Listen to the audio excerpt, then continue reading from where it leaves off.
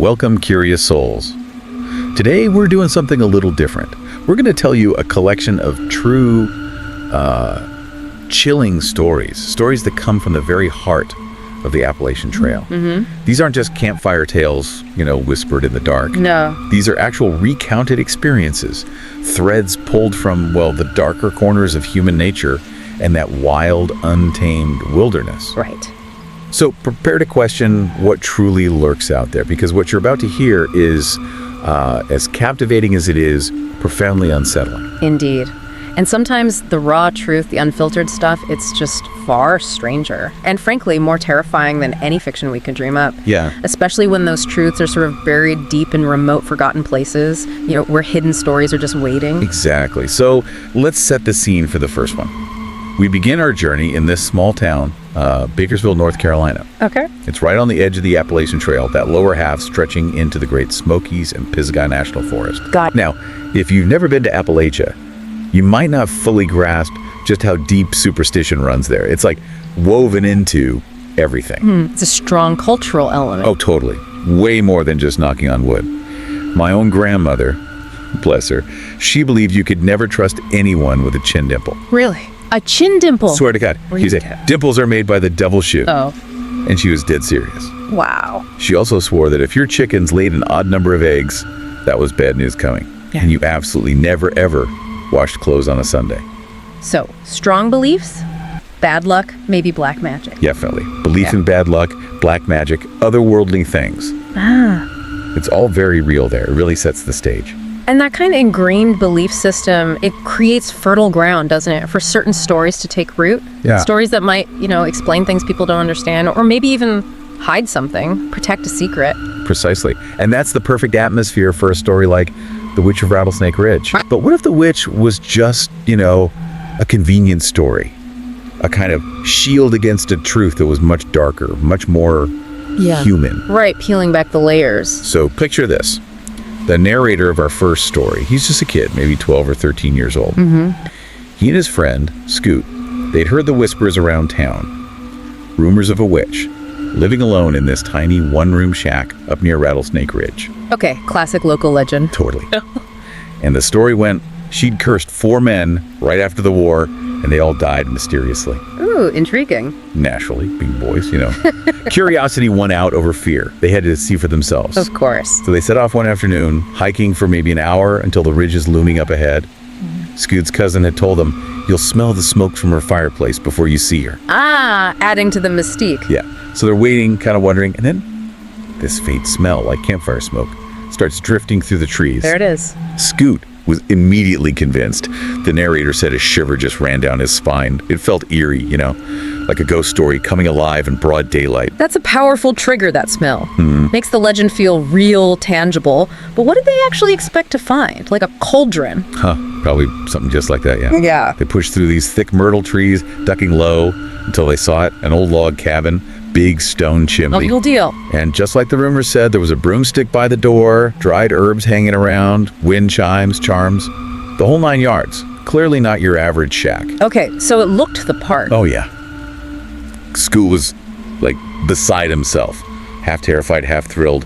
And then the door creaked open. Oh, boy. And out stepped the witch. White, patchy hair, a real stoop in her back, warts on her nose and chin, just like the stories. Wow. The boys, utterly petrified, they just bolted, didn't look back, convinced they were cursed now that they'd be next. Pure adrenaline kicking in. They rushed home, desperate. But their parents, they calmed them down. Yeah. No, there are no witches, they said. Just an old woman who wants to be left alone. You probably just trespassed and made her mad. The town, they explained, mostly just dismissed her as, a sad, weird old lady. It's that classic parental dismissal, isn't it? Trying to protect the kids from what seems like a simple scare. Right. But maybe they were also shielding them, even unintentionally, from something much darker about the town itself. What if dismissing her was part of the real story, protecting more than just the kids' feelings? Precisely. And that's where this story takes a truly grim, unexpected turn. Fast forward, it's 2004 now. Okay. Our narrator and Scoot, they're adults, back in Bakersville, having a drink in a bar nearby, just reminiscing, laughing about the witch, still thinking it was just a silly childhood scare. Yeah, how time changes perspective. But then, this old-timer at the bar overhears them. He comes over, offers to buy them a drink, and says he knows the real story. He says, look, if it was 30, 40 years ago, he'd never say a word. Yeah. But now, everyone involved is gone. Okay, secrets coming out. And then he drops this bombshell that just makes their blood run cold. Yeah. One of those men, the victims, the witch supposedly cursed. Yeah. That was her own husband. Her husband. Oh, wow. Okay, that changes everything. So what really happened? What's the true story behind Dora Ann? The witch's real name, he told them, was Dora Ann Quinland. Back in 1941, she married a guy named James Cranwell. They were happy, apparently, until Pearl Harbor. Cranwell gets called up for the war, eventually declared missing in action. Later, they even found a mass grave over in Germany, and some Cranwell stuff was supposedly found among the remains. So everyone thought he was dead. Everyone. Dora Ann was devastated. Wore black for months, but, time passes. By late 43, she found some comfort with a local grocery store clerk. It was secret at first, but by 44, it was pretty much out in the open. People seemed okay with it. Hoped she'd find happiness again. A second chance. Then, early 1946, a telegram arrives. James Cranwell was alive. No way. Yes, he'd been a POW, severely emaciated, near death, but alive. And coming home, Dora Ann and the clerk. They knew their relationship was over, instantly. What a shock. I can't even imagine. So Cranwell returns, hailed as a hero. But one night after he'd been drinking with some old high school buddies, he came home unexpectedly. Oh, no. And he found Dora Ann in bed with the clerk. What happened next was just horrific. Cranwell apparently went berserk, beat the clerk brutally, tied him up, then he and his friends. They assaulted Dora Ann. God. While the clerk was forced to watch. When they were done, they dragged the clerk out into the woods and shot him in the head. And his body. Never found. Dora Ann, obviously traumatized, went straight to the sheriff, but Cranwell denied it all. Said, yeah, he slapped the clerk around a bit, but kill him. No way. His friends backed him up. No other witnesses, no body, no real evidence. So the sheriff couldn't do anything? Nothing. No case. Dora Ann was left traumatized, kicked out of her home with no justice. It's just awful. A violent crime, possibly multiple people involved, and just nothing happens. That's chilling enough. But the witch rumors suggest there's more, right? Some kind of dark consequence. You're exactly right. The town knew, or at least suspected, Dora Ann was a wreck. Then, months later, just as Cranwell and his buddies probably thought they'd gotten away with it, something really sinister happened. Okay. One night, Cranwell's house burns to the ground. Completely. Presumably with him inside. Whoa! And within hours, his two high school buddies said the ones who were there that night, they both die in these horrifying accidents. Accidents in quotes. Definitely. One drives off the road, hits a tree at high speed. The other apparently drank some poisoned whiskey.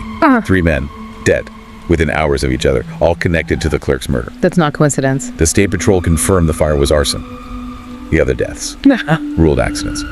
But when Dora Ann heard the news about all 3 of them, she smiled.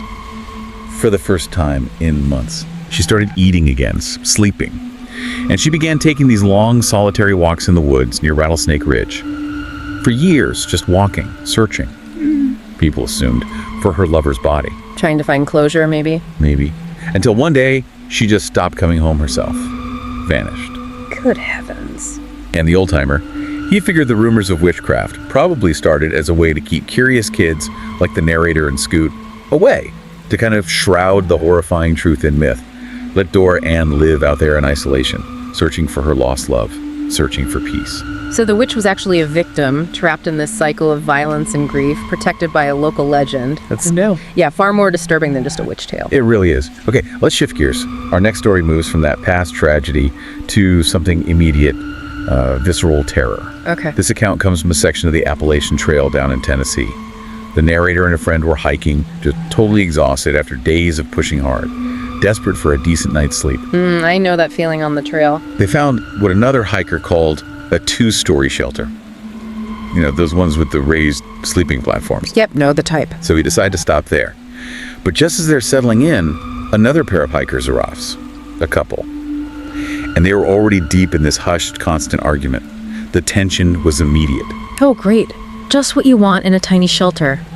It's amazing how quickly that shared space can go from feeling safe to really uneasy when conflict enters. Absolutely. And this bickering just went on and on through the night, whispering, then getting louder.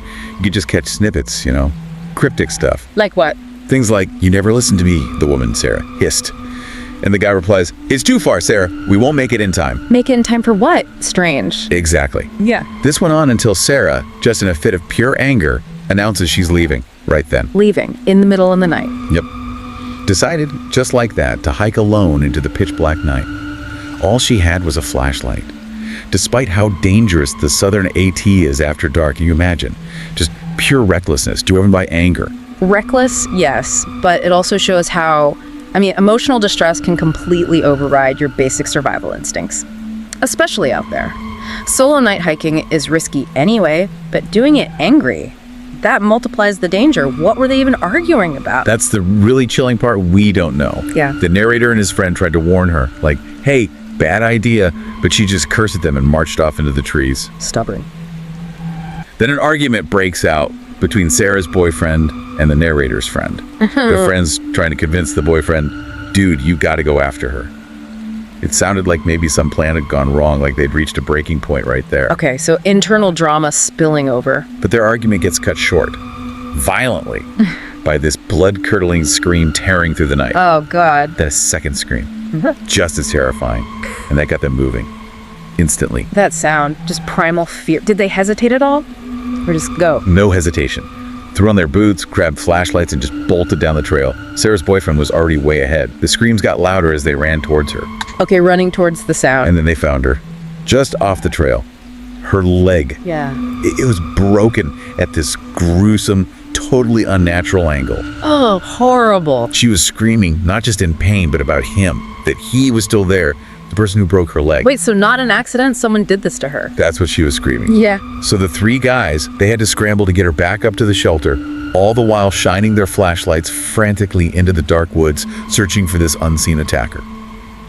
Terrified he was still lurking, watching them, ready to hit again. Every second must have felt like an hour. The thought of someone out there deliberately hurting people in that environment, it changes everything. It's not just nature you're up against. The wilderness becomes a hunting ground. Exactly. So they finally get Sarah back to the wooden shelter, and this is pre-cell phones, remember. No way to call for help. Right, totally isolated. So they barricade themselves in, grab knives, hatchets, whatever they had, and they spend the entire night basically patrolling the shelter with flashlights, scanning the perimeter, just terrified that whoever attacks Sarah might come back, maybe with a gun, and target their lights. A night of absolute terror. Total terror. Sarah, obviously shaken and in agony, said she didn't see the attacker's face, only his back as he ran off after hitting her. She was pretty sure it was a man, and he'd hit her leg with some kind of blunt object, like a heavy stick or maybe a tool, hard enough to just shatter the bone. Calculated, brutal, and totally unprovoked, it sounds like. Completely unprovoked. As soon as dawn broke, they rigged up a makeshift stretcher, got Sarah onto it, and carried her all the way to Hampton for medical help. Long haul. Yeah, and they very wisely decided to skip that whole section of the trail, realizing that out there, the human threats can be just as dangerous, maybe even more so than bears or weather or anything else. A hard lesson to learn. Definitely. Okay, for our final set of stories, we're looking at these really unsettling, mysterious markers left along the trail. Yeah. Things people just stumble upon. Okay, like clues to something. Sort of, yeah. Yeah. The first one takes us to the AT in Vermont. The narrator and a friend are hiking, and they spot something weird deep in the woods off the trail, maybe 20, 30 yards in. A bright red piece of cloth hanging from a tree branch. Odd. Just discarded trash. That's what they thought at first. But as they got closer, they realized, no, this wasn't random. It was deliberately placed. A marker. Okay. A marker for what? That's the chilling part. Right beneath the red shirt were two empty graves, dug into the dirt. Empty graves. Oh, wow. Yeah. The narrator said the terror was immediate, visceral, and made worse because there were two graves. Yeah. And there were two of them hiking together. Oh man, that connection, finding something like that so remote, it hits those primal fears, doesn't it? Vulnerability, the unknown. The urge to just run, not investigate, that's completely rational. Your mind just jumps to the worst case scenario. You could absolutely imagine. They didn't even touch the shirt. They just turned around and got out of there as fast as they could, headed straight for the nearest town to tell the police. Smart move. The narrator just flat out refused to keep hiking that section. His friend wanted to, let's just skip ahead, but the narrator couldn't do it. He was convinced those might not be the only two graves. that maybe some killer was using that part of the trail waiting for hikers. It just felt too calculated, too deliberate for a prank. Yeah, the effort involved digging 2 graves. That's not a casual joke. That's deeply disturbing. Deeply. Okay, one final mystery. This one's from the AT near a place called Town in Pennsylvania. Right. Here, the narrator and a few friends found an old-fashioned candy tin kind of jutting out from between some rocks. Like a geocache, almost. Maybe, but what was inside was weird. 2 dirty pieces of paper. The first one had this crude drawing, looked like rocks and trees. And on the back, this message that just sends chills down your spine. This was the last thing Sarah ever saw. Whoa, okay. The last thing Sarah ever saw. That's haunting. But there was a second note. Maybe that explains it. Exactly. The second note read, "List of people I want to apologize to." And then it just listed names, implying theft, maybe? Petty crimes. Huh. So, a drawing of a scene, a message about Sarah's last sight, and an apology list for theft. That's confusing. It sparked this huge debate among the friends right there.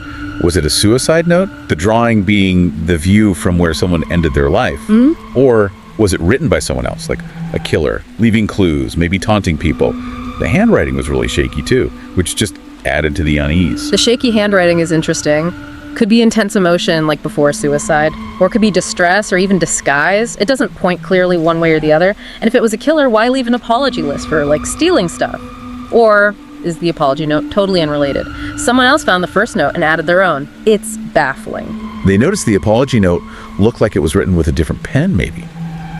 But the handwriting itself was so shaky, they thought, well, maybe it could be the same person, just in an extreme emotional state. Right, hard to tell. In the end, they felt they had to look around. Searched for a body nearby, but found nothing. Still, they couldn't just leave the tin and the notes there. Felt wrong. Yeah, you couldn't. So they took him to law enforcement, explained what they'd found.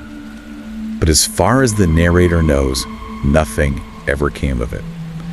Just another one of those creepy, unsettling discoveries on the trail that leaves you with way more questions than answers, a real sense of unease. Unsolved mysteries just lingering out there. Exactly. So, from the tragic truth hidden behind that witch myth to that sudden, unprovoked violence on the Tennessee Trail and these inexplicable, just bone-chilling markers left behind. These stories, they're really a stark reminder, aren't they? The wilderness has incredible beauty, solitude, but it can also hide these profound, disturbing human truths.